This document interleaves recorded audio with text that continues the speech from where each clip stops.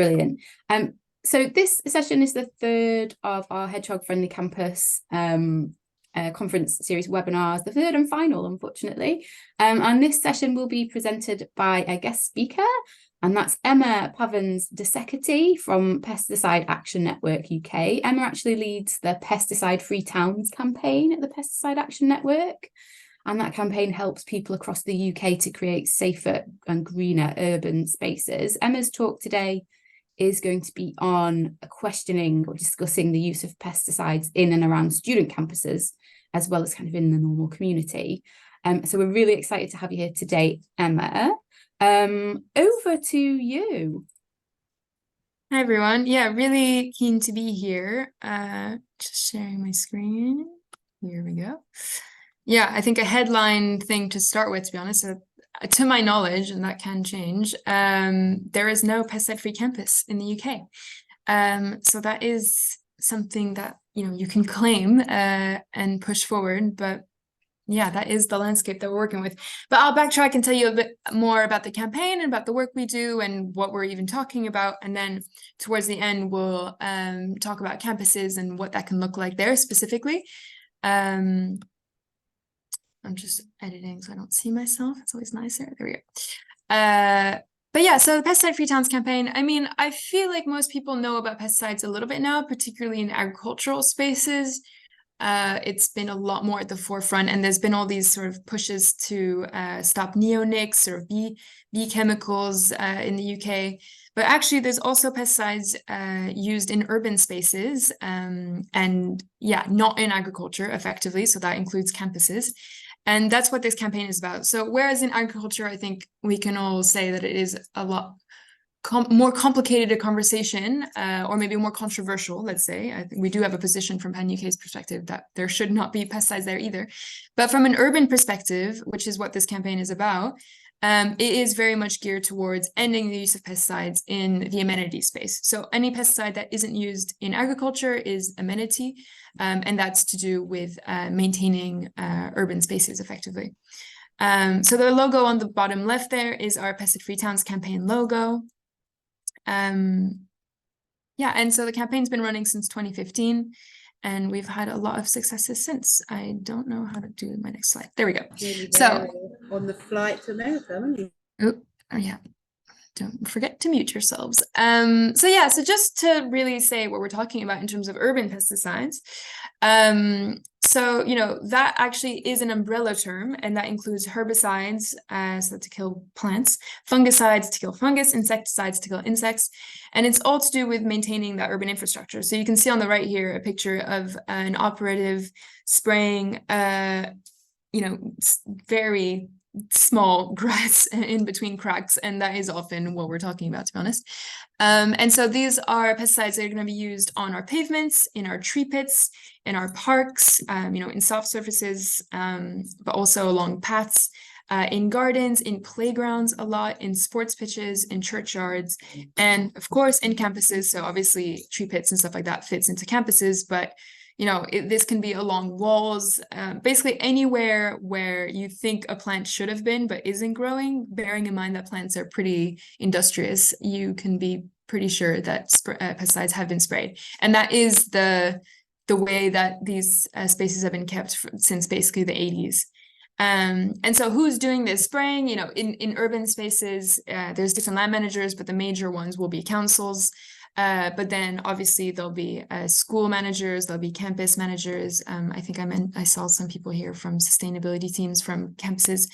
That there will be someone hired by the university or contracted that is responsible for the ground management and the building management, and that will include spraying pesticides.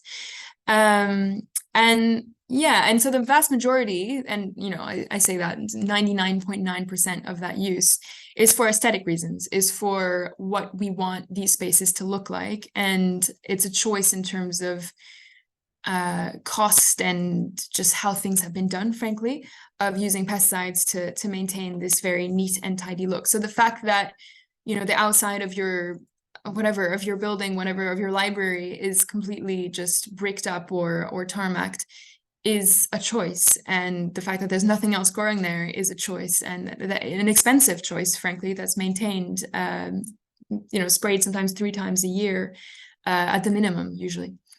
So other examples of spraying, yeah, I frankly, I looked around. I don't have any examples of spraying on campuses. Obviously it happens, but this is all pictures that have been sent to me from campaigners. So very keen to hear from students if you see that spraying happening on your campus, and you'll recognize it by an operative wearing that backpack on their back or a quad bike. And what you'll notice is these yellow strips. So if, in a perverse way, if you're lucky, you'll see someone spraying, because there's no sign, there's nothing there to tell you an area has been sprayed. And you're going to be on your break from the library, going out, sitting in a green, or sitting, along a barrier, or along, putting your back against a tree, and actually you don't realize that that's been sprayed that morning. And so weirdly, if you're lucky, you see them spray, so you know to avoid that place, or you see this yellow strip, which I find really strange, that all of this is for neat and tidy, all of this is for aesthetics, but then we leave these yellow strips and we consider that more beautiful. So that barrier there, that's been sprayed right underneath it. And, what's the sense in that? And then this tree pit on the bottom left, again, we consider that more beautiful than, say, wild plants growing there. And that's a playground being sprayed, which I just thought in terms of, the reality of what this is pretty bleak, actually. But yeah, it's pretty bleak going onto campus and expecting that to be a safe space where you can learn and really focus on that, and not realizing that actually you're probably exposing yourself to something pretty nasty. So relevant picture there, nice little hedgehog on the right. So what do pesticides do? Why are we really concerned about this? We have to think of this in the context of a biodiversity crises. So some of the depressing stats there: 50% of farmland bird species decrease. 1/3 of hoverflies, that was a recent stat, being endangered now. But yeah, effectively, these stats showing us that urban spaces are a critical space actually for nature to survive and to rely on, really, when agricultural spaces are still so depleted, and increasingly so. There's an increase in use of pesticides in those spaces, and a decrease in hedges. And actually, we're realizing that urban spaces have a real role to play in supporting biodiversity. And so we've also found that pesticides, glyphosate in particular, accumulates in the soil and affects organisms in the soil. We've found it's still in soil. It binds with it for up to 6 months, 6 months to a year, a minimum, I'm sorry. We've also found that it runs off if it rains, and which, the weather is increasingly erratic. If it's used right before it rains, it'll run off into waterways, and it's toxic to aquatic wildlife. It's damaging to worms, soil worms, and sorry, I'm just pulling all these stats out.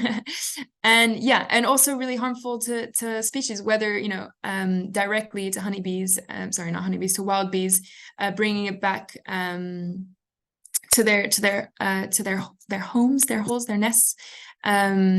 But yeah, there's a lot of effects on all these species, directly or indirectly, in loss of resources and habitat as well. So that's a key element to consider. And then another key element, which I think is downplayed, and I think now biodiversity is really people's key focus, but there is also the very real human health impact. That's more controversial, but we tend to think of, if there's a risk, why take it, especially for an aesthetic decision. If we're spraying a place just to make it look nice, and again, definition of nice is a subjective one, why expose yourself to a potential risk? So these chemicals have been associated to very serious illnesses like cancer, non-Hodgkin lymphoma, breast cancer, a lot of endocrine disrupting conditions. So endocrine is your reproductive system and your hormones, effectively. So a lot of illnesses related to that, and then also worsens chronic conditions like asthma. And then, so yeah, that's sort of your daily life of potentially being exposed to this. Again, you don't know if an area has been sprayed. Workers, the people actually doing this are using this well, not on the daily, thankfully, but regularly spraying. And, this person on the right there is spraying, they're wearing gloves, but they're not wearing a mask. It's human error. And why expose ourselves again to this exposure when we don't have to? And then a really key thing is children and young people, pregnant people, are more vulnerable, and the elderly are more vulnerable to this exposure. So again, yeah, making these choices is why expose ourselves when we don't have to. And then finally, which I suppose is less relevant on campuses, but is a reality in general to be aware of, that is extremely harmful to pets. And we've just released a report right now showing poisonings for pets, either directly, you know, or yeah, through other substances like flea collars, but use in gardens, say, that have just been sprayed that you didn't know about. Your dog walks in it, or your cat walks in it, and their paws get burnt. I spared you the pictures because it is really upsetting. Or cats eating that grass that's just been sprayed. But yeah, there's a lot, unfortunately, of stories of pets being harmed.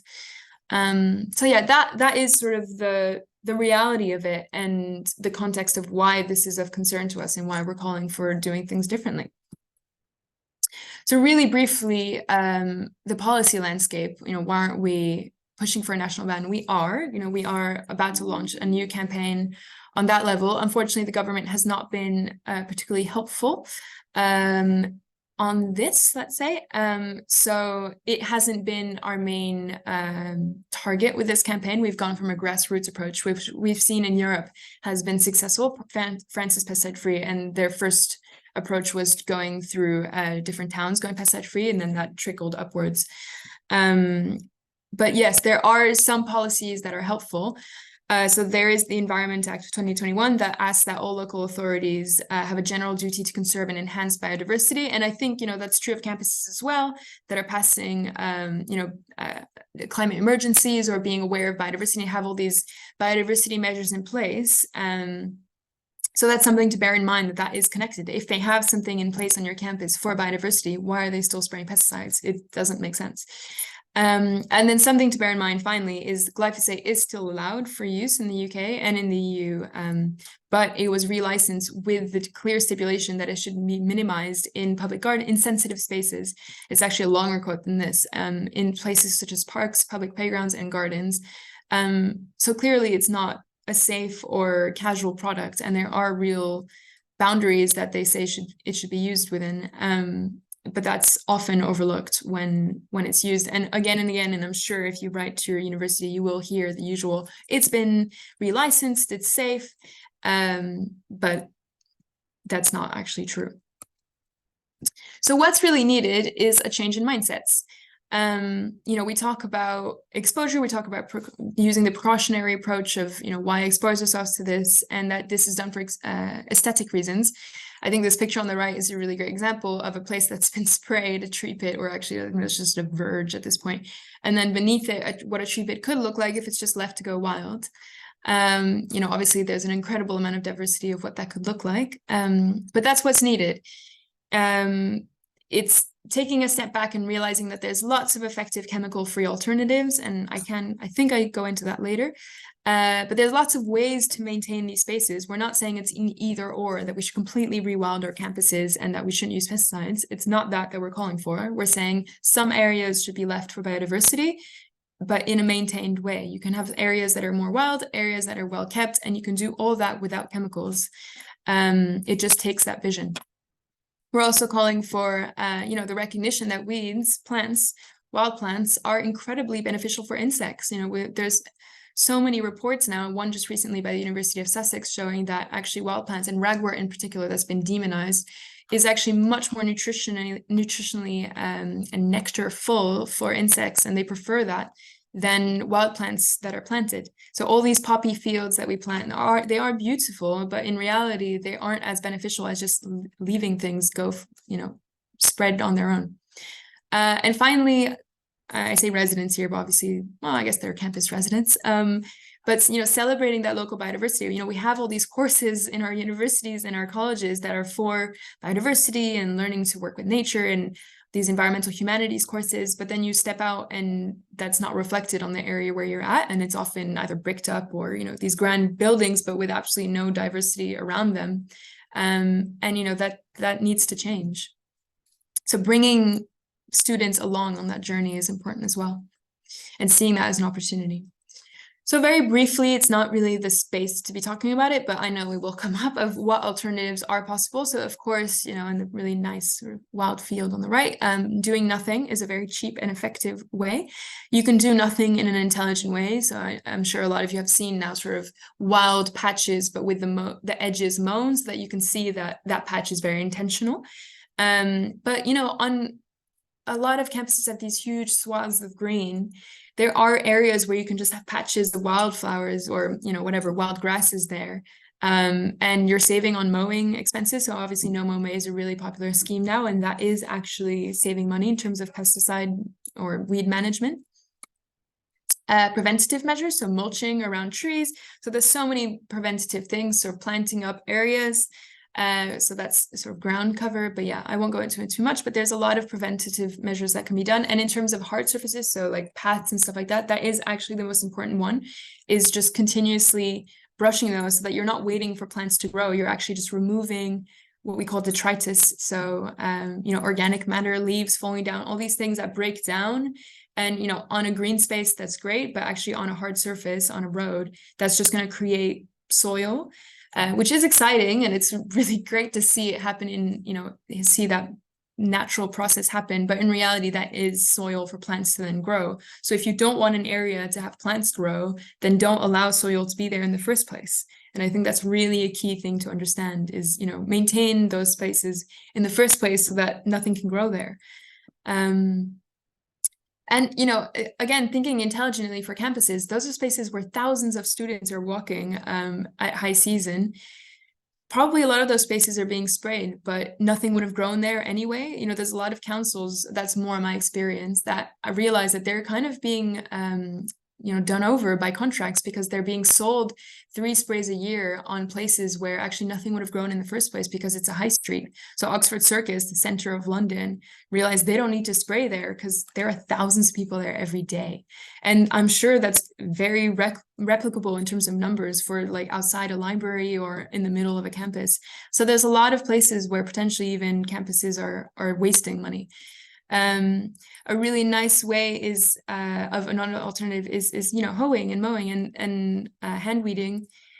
Also a nice way, this is a picture of a volunteer doing it for students to get involved and actually, you know, change what their land and or decide what they want their campus to look like. And then there's machinery that that can be bought, and that's really useful. That's a mechanical brush on the right. That's really good for clearing mosses or just clearing edges. And there's foam stream and electricity. There's so many alternatives out there. And to be honest, campuses are a much simpler space to manage than like a super uneven residential road, let's say. It's a lot more clear demarcations on campuses, so it shouldn't be that hard. And then, you know, if you go into this, there's invasive species is always a problem, Japanese knotweed, but that's a whole thing in itself, and there are a lot of solutions there too. So briefly, the benefits, but I think it's sort of the opposite of the negatives. Obviously, for the environment, a cleaner space, a safer space for biodiversity to thrive, and a safer place for students and, you know, teachers and workers to feel safe. Of course, adapting that to campuses. Yeah, I won't go into this too much, but yeah, the opportunities, reducing costs for universities, you know, protecting your staff, engaging, apologies, a slide that I use for councils as well, but engaging with residents, in this case, engaging with students. And it's a selling point as well. Yeah, it's a good story. I think for universities, you know, pushing this out as our campus is pesticide free, that's an incredible thing to promote. And, you know, I think well-being on campuses is a real factor for people looking at which university or which college they want to go to, and seeing that a college cares more about biodiversity in a real way and cares more about their staff and their students is a real factor to consider.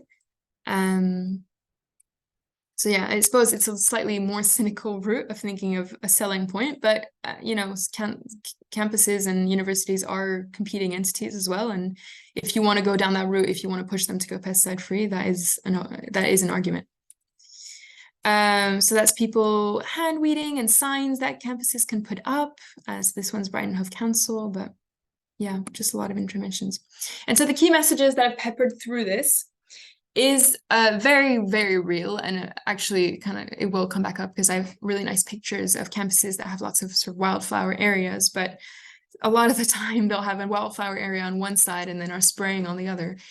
So that they're undermining their own efforts for biodiversity. And it's really great to, have me here, and I'm really grateful to make that connection between, wanting more hedgehogs and wanting to protect nature, and realizing that you need to stop spraying as a first step for that.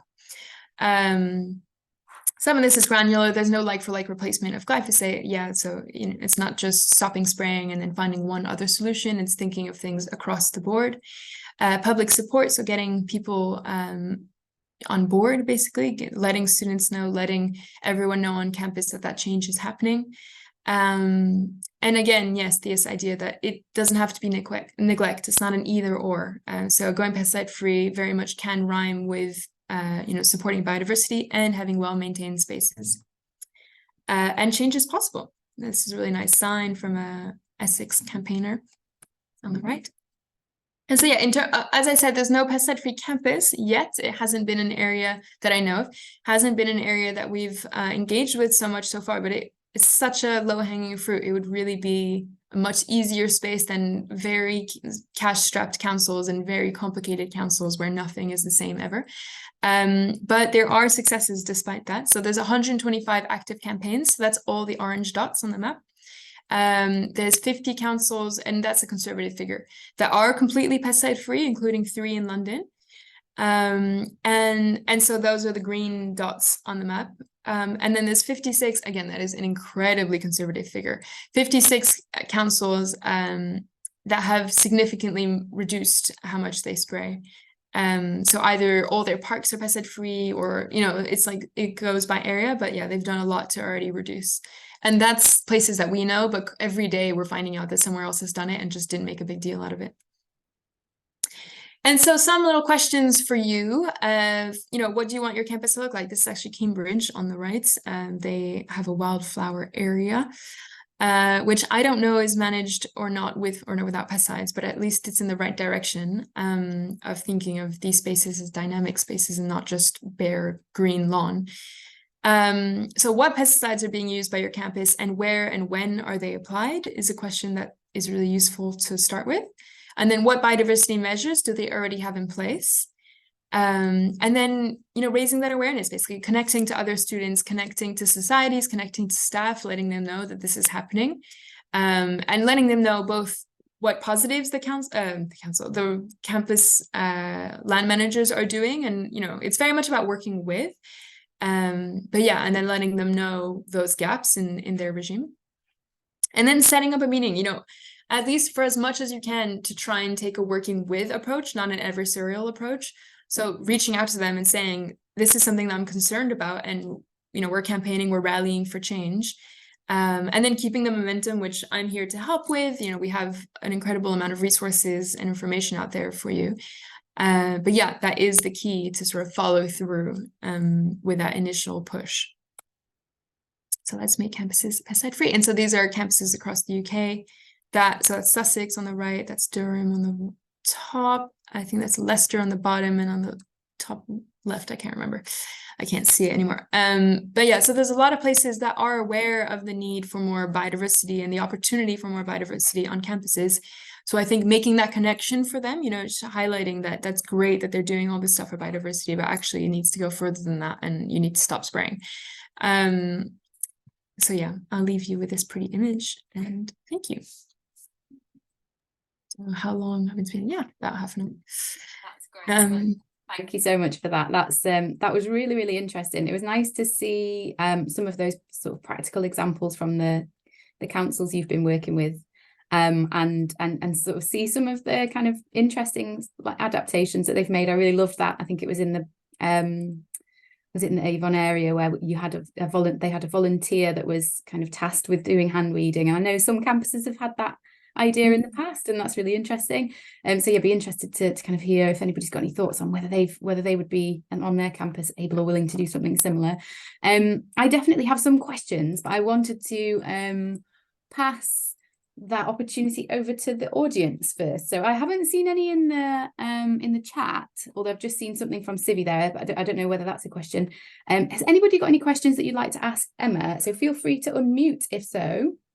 If you want to be really polite about it, you could probably put your hand up, but I think we're good. I think it's all right if you just want to unmute and go ahead and ask. So have you got any questions for Emma? And Civi, if that is a question that you've got there, then feel free to unmute and ask it. There's bits of questions in there, but actually it's more of a thing to just make people aware of, because the situation isn't always as straightforward. And definitely I would just recommend asking the university what they're doing, because some of the examples of what death looks like, yellow strips, etc., you get that from alternative methods as well. So definitely make sure you ask, because you wouldn't have a clue what they're already doing or trying to do. And if you go in saying, oh, we've noticed this and you're killing this, that, and the other, you're just going to basically stop the conversation. Yeah, definitely one of the first steps is finding out from the university or the college what they're currently doing, and so getting a sense of what their approach is and what their vibe, frankly, for lack of a better word, is.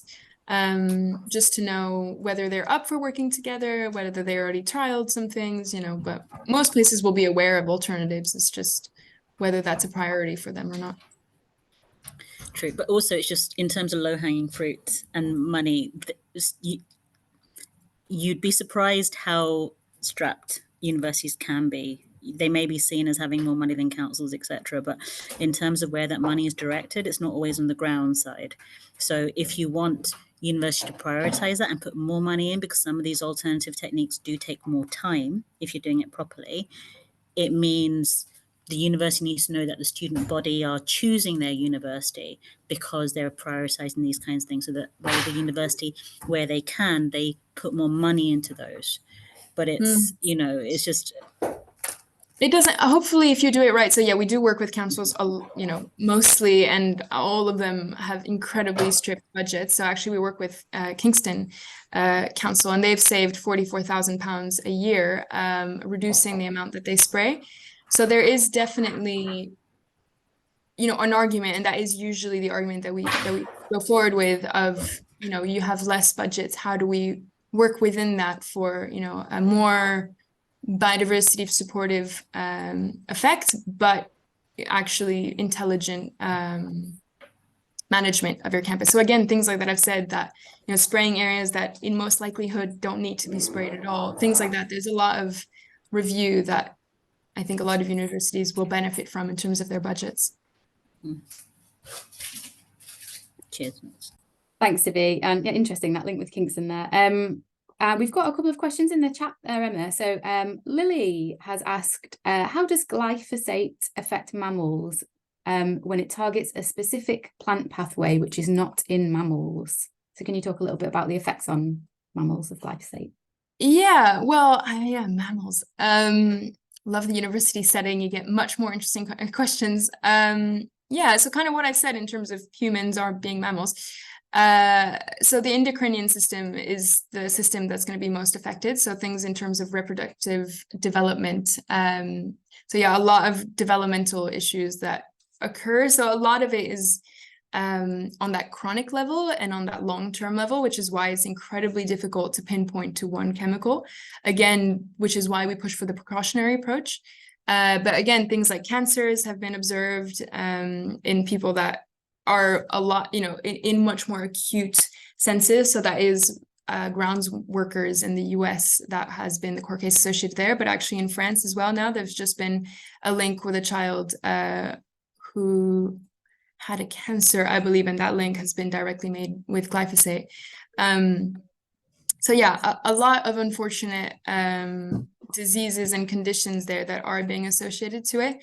But because of how it operates and the fact that we're exposed to so many things in our daily life, it has been tricky to pinpoint to one thing, and it's now coming through and now being recognized as something, as a cause, but that has taken some time and it's still being discredited. But it's serious enough that glyphosate has been banned from North America in amenity use because they had too many court cases coming forward of people realizing and putting together what those effects were. But yeah, I think in the EU and for now, at least in the UK, we operate on a precautionary basis. So in the US, it's once you've shown that enough people have died or have impacts from it, we'll take action. In the EU and in the UK, if there's a risk and if there's signs that it may, so it's considered a probable carcinogen by the WHO, the World Health Organization, glyphosate. Because of that probable, these countries consider it a risk, and our approach at Pan UK is saying, if there's a risk, why are we using it for aesthetic reasons? So a lot of councils across the UK have agreed and stopped using it for that reason. Emma, I hope wonder that answers your question. It's obviously not a biomedical answer exactly, but I wonder if, Emma, so that my terminology isn't that developed in this area, but I wonder if that might be considered somewhat of a sort of direct impact or direct effect on mammals and humans in the example you gave. Are there any sort of, because I'd imagine there would be some sort of slightly more indirect effects for using glyphosate from, well, presumably that it leads to a lack of, I guess, sort of resources for mammals like hedgehogs and the I see kind of what you food mean. plants. Yeah. Not even thinking of it from that perspective. Yes, yeah, absolutely. Yeah, and that's kind of what I was touching upon in the second slide. Yeah, absolutely. You're reducing the amount of resources of living space for these mammals, particularly hedgehogs. I mean, they rely on wilder spaces and unmanaged spaces, and if the obsession is with the neat and tidy for everything to be immaculate, that's a space that's not being allowed for hedgehogs, for other mammals. And as I said, for pets, but you can extend that to anything that has paws that's walking around. They're incredibly porous surfaces, so they absorb the chemical and it burns off their flesh. And this isn't a sensational or dramatic statement. It's very much stuff that we're getting photos of constantly after spraying. And again, it's places that you're not told about. So pets, people care about them incredibly and have that relationship with them where they can see that their paws have been burnt and they sent the pictures. But hedgehogs obviously have a different outlook on life and don't always get someone out there looking out for them and seeing that their paws have been burnt. So there's a lot of things that aren't monitored, and unfortunately that is very true in the UK, that there's an incredible gap of data and gap in terms of what's actually happening on the ground once that spray is there. So impacts on foxes, impacts on hedgehogs, impacts on deer, those are not monitored that I know of, but yeah, something definitely to bear in mind as well. Thanks for that, Emma, and for the question as well, Lily. Hopefully that answers your question. There is a question in the chat also from Mafalda. Hi, Mafalda, over at Cardiff University. But I think Catherine's question possibly links on ever so slightly to the question that you just covered. So Catherine, I will get to yours, Mafalda, but Catherine has asked, if you spray, this is interesting, if you spray plants before they flower, is the impact on pollinating insects likely to be less? I don't know whether you can comment on that, Emma. If you spray plants before they flower, is the impact on pollinating insects likely to be less? I mean, yes, I suppose in a linear way of thinking, but yeah, I suppose, but it's sort of two negatives, balancing out two negatives. I mean, there's also the reality of a lot of the eggs being in these plants. The whole growing season of a plant is important for insects, and which I'm sure you know better than me, a lot of you. So again, the importance of when you're cutting down these plants, that actually in the dead stalks, the butterfly eggs are going to be left there, and a lot of these wild grasses is where butterflies. So there's a really simple correlation between no mow May and letting grasses grow longer and the appearance of more butterflies recently. So that's been a direct and frankly quite depressingly simple correlation there. So yes, of course, flowering, those insects are then going to have more impacts because they're going on those flowers that have been sprayed. But yeah, there's a lot more there. And I think it's thinking less in the nitty-gritty and more in the mindset of how we're approaching it. Yeah, if that answers your question. Thanks for that, Emma. So Mafalda, we'll get to your question now. Mafalda's asked, and I think this is a general kind of question, but I wonder if Emma, if you've had Really any good one. experience of this. Yeah, so is there anyone with experience of managing university sports fields without the use of herbicides? Got any examples of that? Yeah, it's actually a really interesting one. I was just reading about it before this talk. In the US, there's a really big move for sports pitches to be pesticide free. Obviously, it's a space that you're running in and sweating in and being much more absorbent in and sort of dragging your knees if you're excitedly playing football. So it is a space that's really really sensitive, I would say. So yeah, there are examples. I don't know if they're university sports fields, but there are some examples in the UK of sports pitches being managed without pesticides. It is tricky. So France, for example, which is completely pesticide free, that includes, of course, sports pitches. And yeah, it's a different mowing regime. It's a different maintenance regime, but it absolutely does exist. There's also some alternatives. So like acetic vinegar, so vinegar-based solutions to keep some of the weeds that they don't want away. But yeah, there are solutions. It is one of the trickier spaces, let's say, for operatives to manage without pesticides. But at this point, it's less about do we use glyphosate or not? And it's more, okay, how do we figure out this space in a more creative way? And there are a lot of calls for it to be pesticide free because it's a space where you're directly likely to be exposed to it on bare skin. So yeah, it is a key space. And I think if you are going to be granular about campuses and push for certain areas to go pesticide free above others, sports pitches is one of them, and sort of the grassy areas where you're going to be sitting is another. And yeah, I'm happy to share resources, obviously, after the call in a follow-up link of those case studies of places that have done it. I know Scandinavia has been really good at pushing for their sports pitches to be pesticide free, and they produced quite a few reports on that. So Denmark in particular has produced some good reports on managing those spaces. But I won't lie, it is tricky. I don't think the point is to sugarcoat the reality of going pesticide free for some of these spaces. It does take ambition and creativity, but yeah, the alternative is a lot worse. I think we'd all appreciate having a look at some of those resources afterwards, Emma, and happy to, if you can share those with us, happy to share them with the rest of the group afterwards when we follow up with the link. We do have a few more questions. This is great that this has stimulated a bit of conversation. So let's get to some of those now. So quite a few have come in all in one moment, so bear with me. A little bit on terminology from Civito. Are we counting in these conversations, are we counting all herbicides as pesticides? Where's that question? All herbicides are pesticides. Yes, I mean, if they're not allowed under the organic, so there's synthetic herbicides, basically synthetic and non-synthetic. So acetic vinegar, for example, is technically a herbicide in the sense that it kills plants, but in terms of legislative denominations, herbicides will fall under pesticides, if that makes sense. But of course, there are legislative differences between something that's in the way that it behaves, basically. So acetic vinegar isn't going to bioaccumulate. It's a very different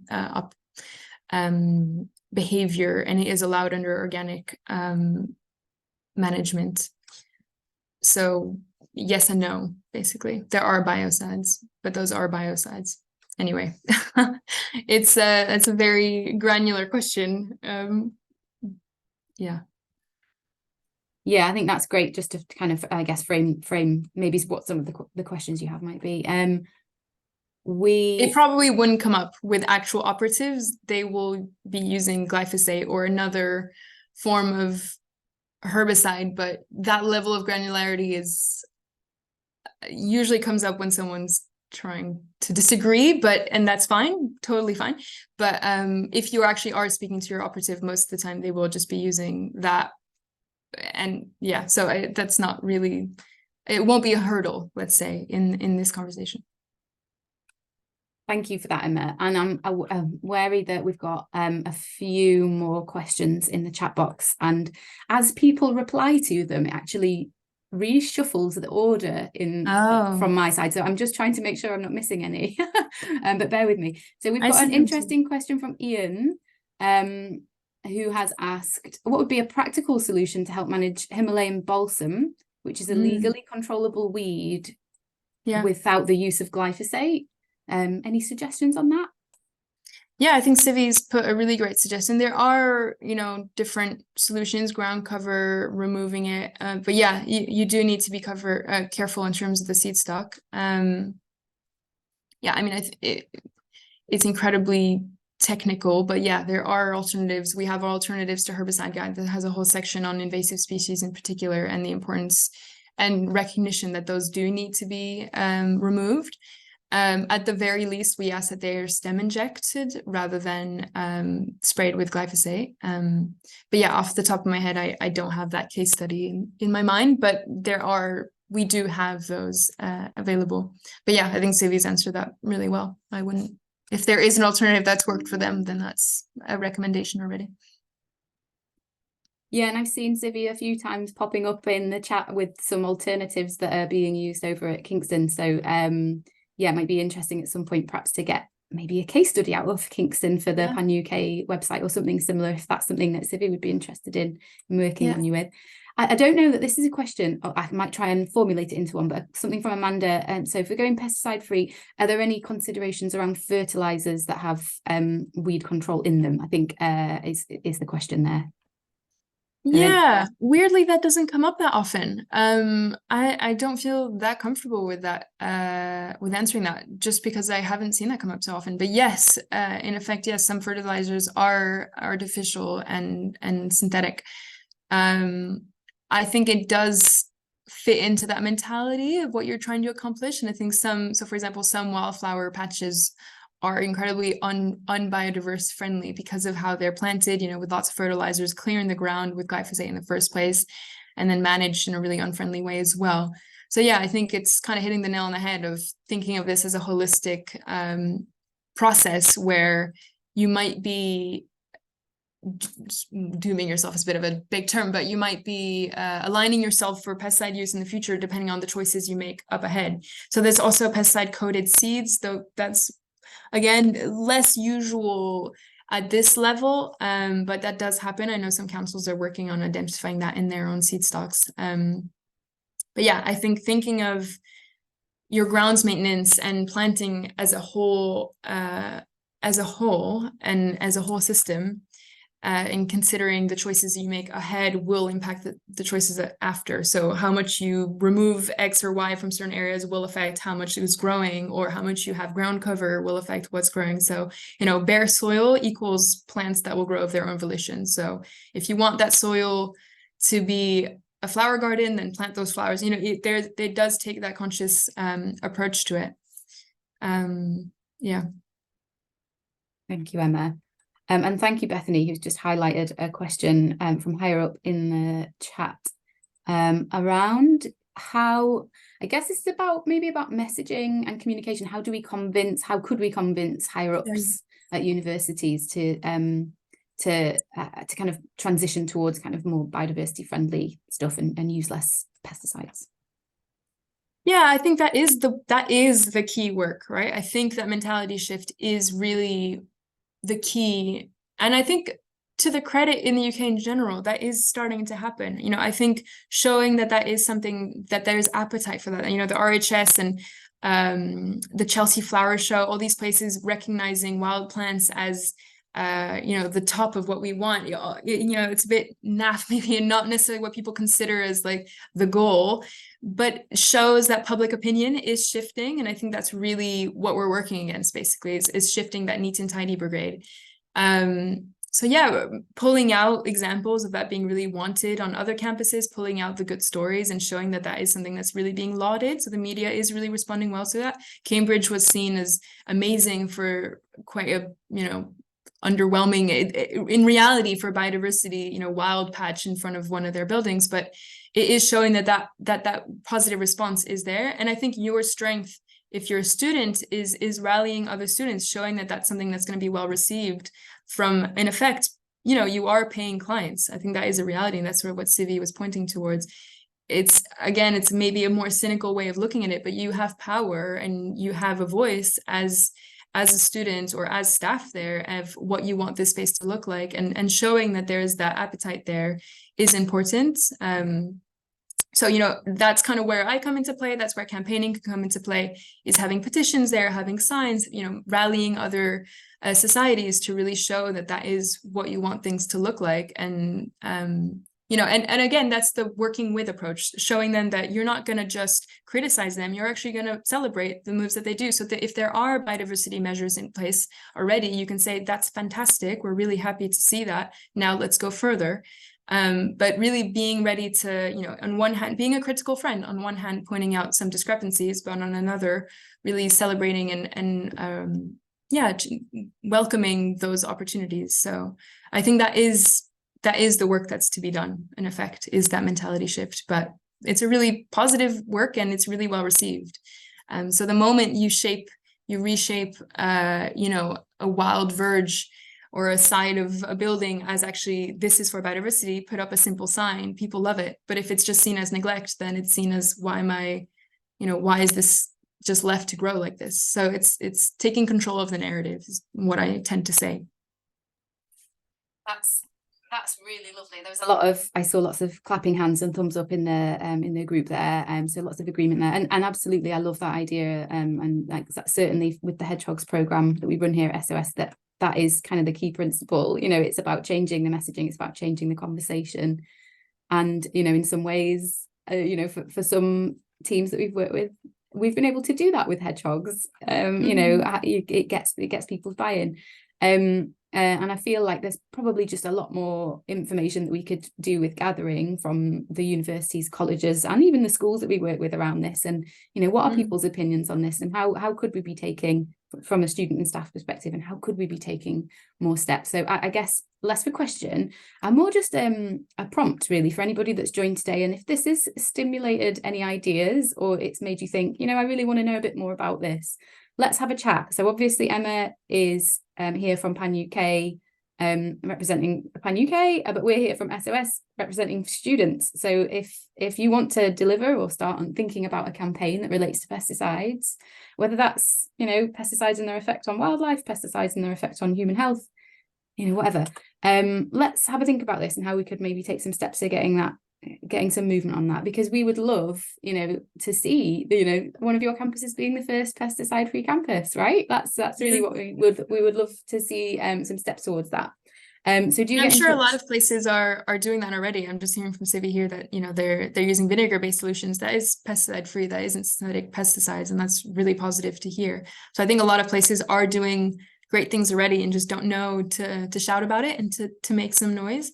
So if you do know of places that are doing things already, do let us know and you know, put things out there that share that information so that other universities can follow suit. Absolutely. And I think Civi's got something to say on that point. Civi? Just to say, we're not completely pesticide free. It is a long road that we are going on. We're trying to find alternatives and stuff. We're trying to reduce the areas where glyphosate 365 is used. It is still used on campus, but it is far less than it was 10 years ago. And it's a long, slow process. So just want to make sure that people know we do use glyphosate and other things. But in our wild spec, you know, we use New Wave, we use the flame stuff, we use foam stream, you know, some manual stuff, but there is just to be completely transparent, but it's just and it is a journey, you know, even for councils that are the most keen to do it. We don't recommend doing it day to the next. You know, we say, like, take time, take 3 years is our recommended template of finding those alternatives that work for you, finding how this fits into your budgets, and making this sustainable. Because the last thing we want is for, you know, places do go pesticide free days to the next, but then are completely overrun with how to do that, because it's not an easy thing. It does take a shift in how things have been done so far. So yeah, we do say, you know, take your time to really find something that works and that will be well adopted. Yeah, absolutely. Really, really good point there. And I think there's been some interest in the chat, Civi, about kind of your transition there and your experience with that transition towards reducing the use of glyphosate. So it would be great if possibly you could share your experience there. We'll have a chat afterwards about how we might facilitate that. But I think, yeah, we seem to have the motivation, and we know that it's been done, and we have the resources and support that we might need to start making having some of those conversations and making some of those changes. So if there are any last minute questions for Emma, now's the time. I can't see any more in the chat that we've missed, but feel free to pop your hand up if not. Otherwise, we'll wrap up with some thanks to you, Emma, because that's been amazing. I learned a lot from that. It was really insightful, and I think that hopefully the teams have gotten something out of it as well. I'm sure they will have. Again, for any students or staff that this has inspired perhaps some next steps, please do get in touch with either myself or Emma, and we can maybe have a think about getting you started along a pesticide-free campaign.